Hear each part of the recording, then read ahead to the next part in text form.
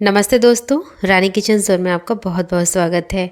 और मैं फिर से आ गई हूँ बहुत सारे अमेजिंग किचन के टिप्स एंड हैक्स लेकर के, जो आपके बहुत ज़्यादा काम आएगा। सो वीडियो को एंड तक ज़रूर देखिएगा।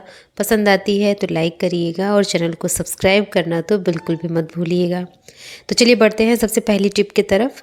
देखिए, इस तरीके के कॉटन के कपड़े ना हम हर वेदर में पहनना पसंद करते हैं, चाहे गर्मी हो, सर्दी हो या फिर हो बरसात। इस तरीके के कपड़े बहुत ज़्यादा कंफर्टेबल होते हैं। अब आपके पास ढेर सारे कॉटन के सूट हैं ना, तो उनको आप हमेशा प्रेस करके रखिए। ऐसे में क्या होता है कि आपका टाइम बचता है और आपके कॉटन के कपड़े काफ़ी लंबे टाइम तक सेफ और सुरक्षित रहते हैं, बिल्कुल पुराने नहीं लगते हैं। तो यहाँ पे मैंने कॉटन का एक कुर्ता है, इसको मैं प्रेस कर रही हूँ। अब देखिए, जब हमारे पास ढेर सारे कुर्ते होते हैं ना, तो सबको एक साइज़ में फ़ोल्ड करके रखना भी बहुत ज़्यादा ज़रूरी होता है। तो बेसिकली मैं आपको जितने भी कुर्ते हैं उसको फ़ोल्ड करने का तरीका बताऊँगी।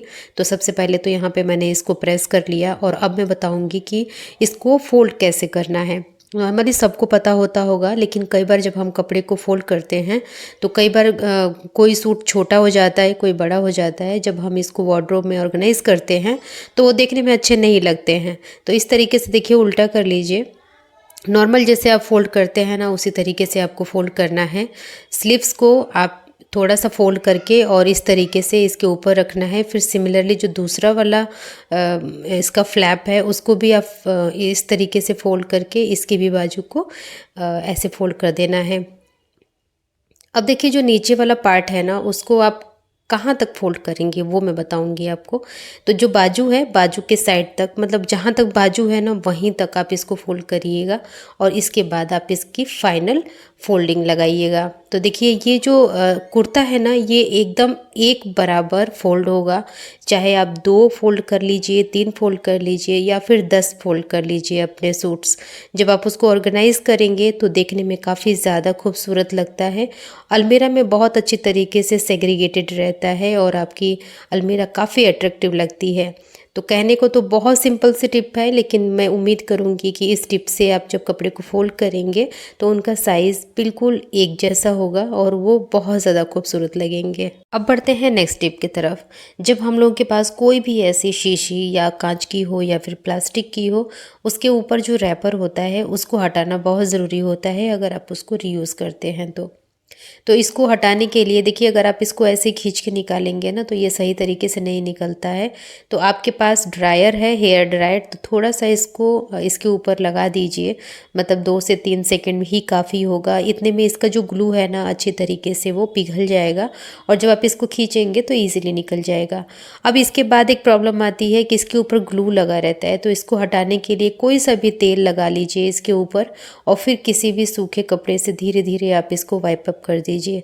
जैसे जैसे आप इसको रगड़ेंगे आप देखेंगे कि ये बहुत अच्छी तरीके से रिमूव होने लगता है और जो आपकी बॉटल है ना, वो एकदम क्लीन हो जाती है। तो आप खुद देख सकते हैं, आपके सामने ही मैंने इसको हटा के दिखाया है, कितनी अच्छी तरीके से क्लीन हो गई। बढ़ते हैं नेक्स्ट टिप की तरफ। जब कभी भी आप सफाई करते हैं तो सफाई करते वक्त मेक श्योर ज़रूर करिएगा कि आप अपने पूरे हेड को, नाक को कवर करके करिएगा, क्योंकि बहुत सारे लोग ना अस्थमैटिक होते हैं या फिर साइनस की प्रॉब्लम होती है। लाइक मुझे भी बहुत ज़्यादा साइनस की प्रॉब्लम है, मेरे को भी डस्ट और सर्दी गर्मी से बहुत ज़्यादा दिक्कत रहती है। तो जब कभी भी मेरे को सफाई करनी होती है ना, तो ये वाला टेक्निक मैं ज़रूर फॉलो करती हूँ और ये 100% वर्क करता है, इसलिए मैं आपके साथ इसे शेयर कर रही हूँ। देखिए, अगर आप नॉर्मल कपड़े से कवर करते हैं ना, तो या तो आप नाक को कवर कर लो या फिर हेड को कर लो या फिर 2 कपड़े लगाने पड़ते हैं, बट ये वाला जो तरीका है ये बहुत ज़्यादा बेस्ट है।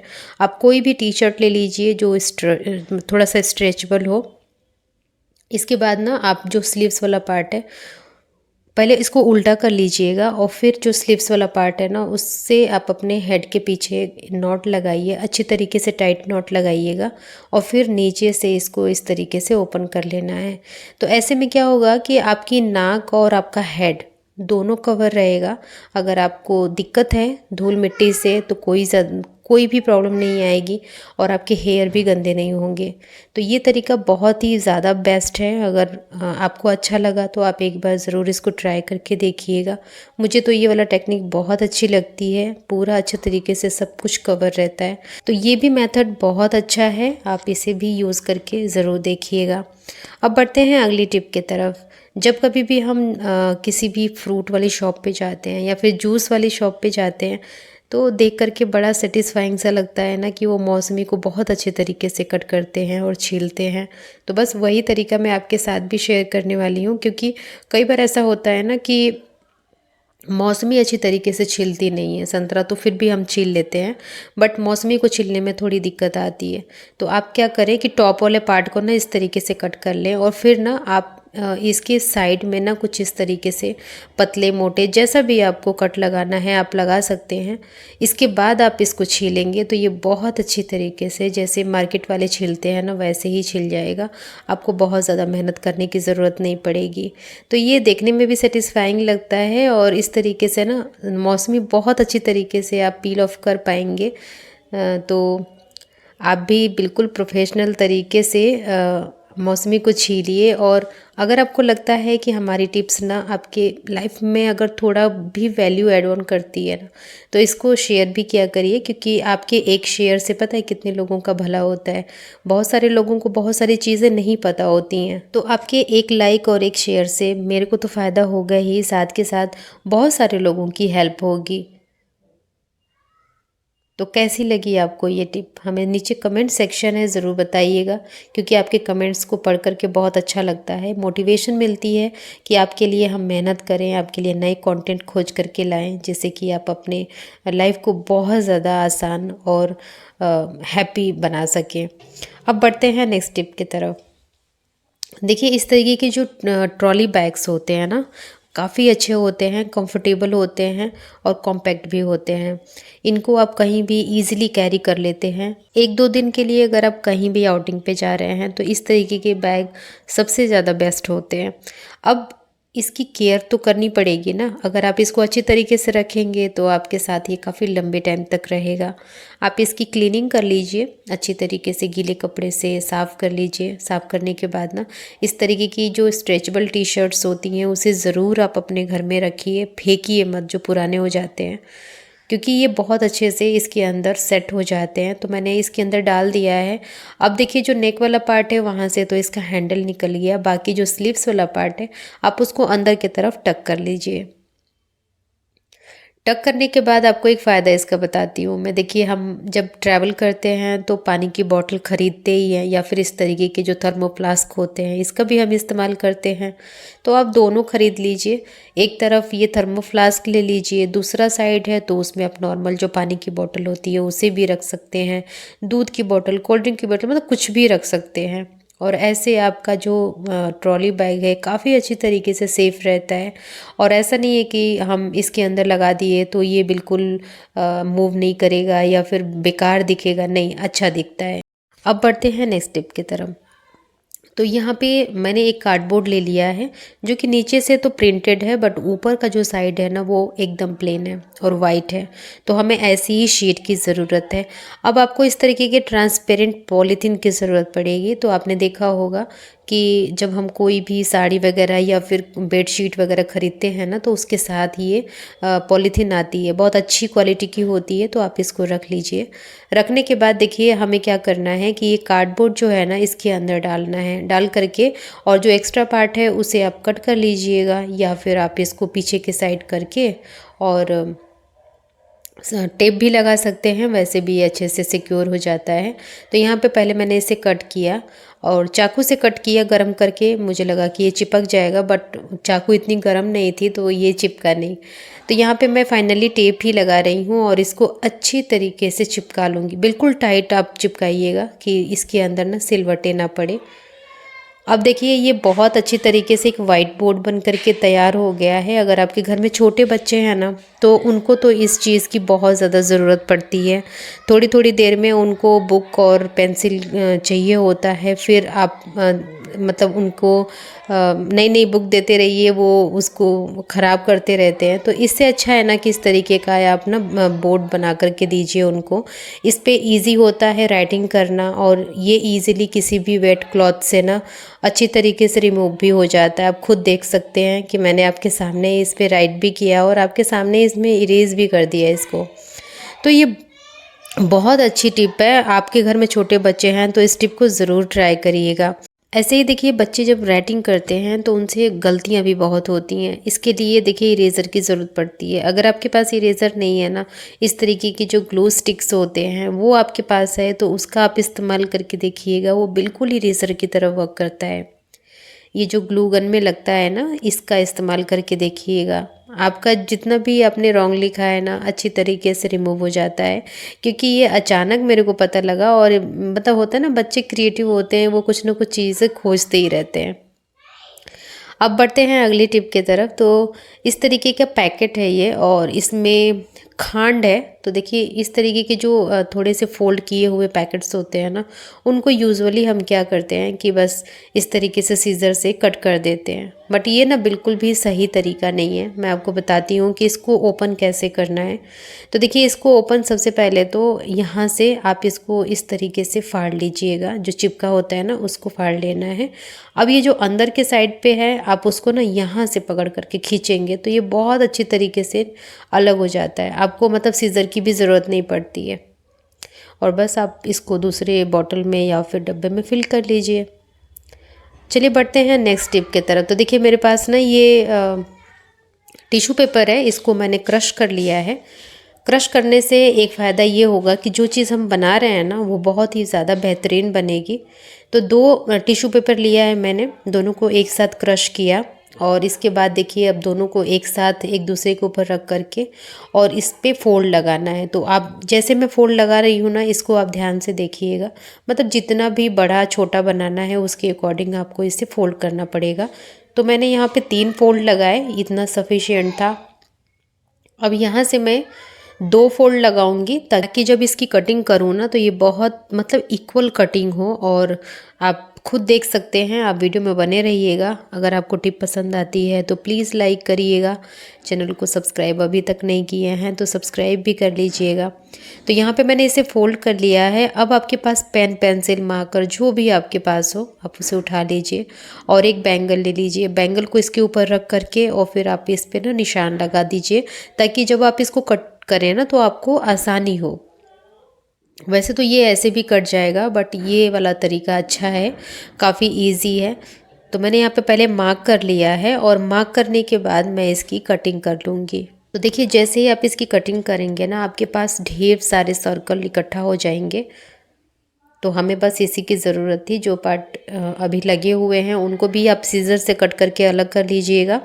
अब देखिए ढेर सारे सर्कल इकट्ठा हो गए। अब आपको क्या करना है कि एक गिलास लेना है। गिलास के ऊपर ना आपको ग्लू लगा करके और इस तरीके से इसको स्टिक करते जाना है। आप देखेंगे कि कुछ ही देर में ये जो गैप दिख रहा है ना, ये अच्छी तरीके से फिल हो जाएगा। और फिर एक जो सर्कल है ना, उसको आप बचा करके ज़रूर रखिएगा। वो मैं बताऊँगी कि किस लिए और कहाँ पर इसे लगाना है। तो यहाँ पे देखिए मैंने इसको चिपका करके कंप्लीट कर लिया है। और ये जो लास्ट वाला पार्ट है ना, इसको भी मैं यहाँ पे चिपकाऊंगी, लेकिन सबसे जो बीच में जगह खाली है ना, वहाँ पे मैं इसे लगाऊंगी। ऐसा करने से जो बीच का खाली पार्ट दिख रहा है ना, वो अच्छे तरीके से फिल हो जाएगा। और फिर जो बन करके तैयार होगा ना, वो सच में बहुत ज़्यादा अमेजिंग होगा। आप इसको डेकोरेटेड पर्पस के हिसाब से भी बना सकते हैं। बेसिकली हमने ये गुलाब बनाया है, आप इस तरीके से ढेर सारा बनाइए। रोज़ पेटल्स बना लीजिए, लीव्स बना लीजिए, और अपने वास में भी इसको लगा सकते हैं।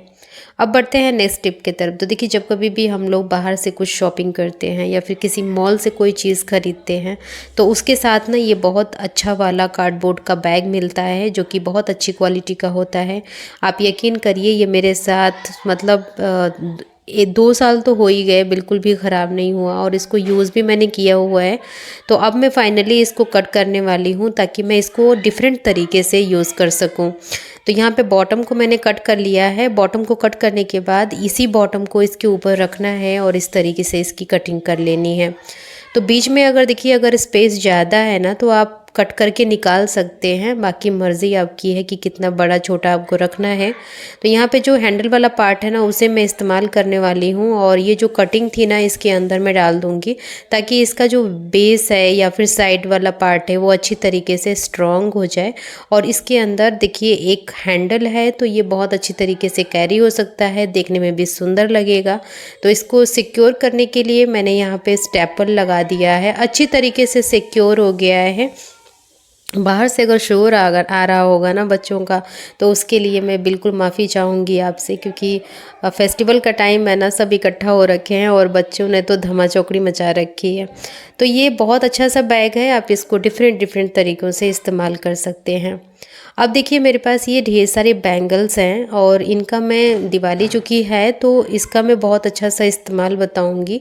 सबसे पहले तो मैंने देखिए ये डिज़ाइन वाले बैंगल्स ले रखे हैं। इसका भी एक रीज़न है, क्योंकि जब हम इस तरीके से एक दूसरे के साथ ओवरलैप करेंगे ना इसको, तो ये अच्छी तरीके से डिज़ाइन की वजह से अटक जाता है, और कुछ इस तरीके से ये बन करके तैयार होता है। तो देखिए जितने भी आपके पास है ना, आप बहुत सारा बना सकते हैं। फ़िलहाल मैं आपको 2 बना करके दिखा रही हूँ। इस तरीके से देखिए दोनों ये बन गया। अब इसको चूँकि हैंग करना है तो इस तरीके से धागे की भी ज़रूरत पड़ेगी। आप मजबूत धागा ले लीजिएगा, और इसका जो टॉप वाला जहाँ से ये क्रॉस हो रहा है ना, वहाँ पे धागे को लगा देना है, मतलब बांध देना है। अच्छी तरीके से आप इसको बांधिएगा। बांधने के बाद मैं बताऊंगी कि इसको कैसे इस्तेमाल करना है। अगर आप अपने घर में गार्डनिंग का शौक़ रखते हैं तो डेफ़िनेटली आपके घर पे ढेर सारे प्लांट्स होंगे, या फिर रोज़ के प्लांट्स होंगे, या फिर डिफरेंट डिफरेंट तरीके के। तो आप अपने गार्डन में किस तरीके से डेकोरेट करेंगी वो भी मैं आपको बताऊँगी।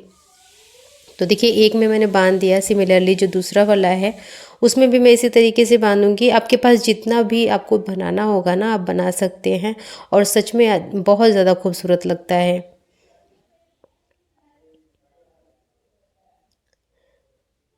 तो आप अपने घर को कैसे डेकोरेट कर रहे हैं, क्या क्या आपने नई चीज़ें परचेज़ की हैं, क्या क्या आपने DIY करके रेडी किया है, नीचे कमेंट सेक्शन में ज़रूर बताइएगा।